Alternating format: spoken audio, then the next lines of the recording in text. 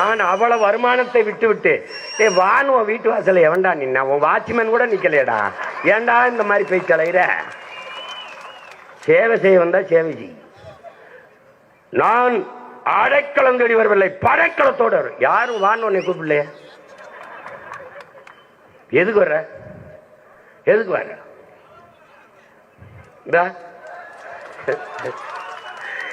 என்னுடைய அன்பு சகோதரன் அஜித்தும் ஐயா ரஜினிகாந்த் அவரும் தங்களுடைய புகழை வியாபாரம் செய்ய விரும்பவில்லை.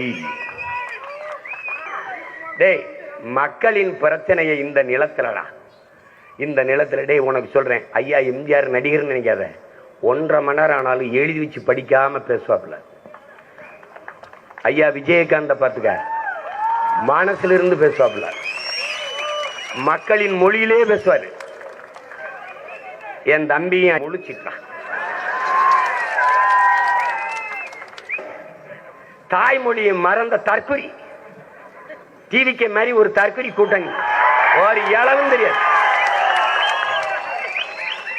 இத்தனை நாள்ல தமிழ் என்றோ, தமிழர் என்றோ, தமிழர் நிலம் என்றோ, வளம் என்றோ, உரிமை என்றோ ஒரு வார்த்தையை பேசியிருக்காரா என் தம்பி? பேச மாட்டாப்ல.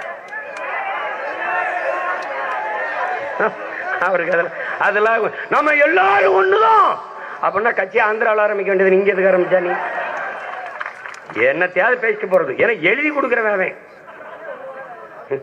இவங்க அக்கிரமா பூரா அறப்பைத்தியங்களை எல்லாம் தலைவனாக்கி நீ படுறப்பா.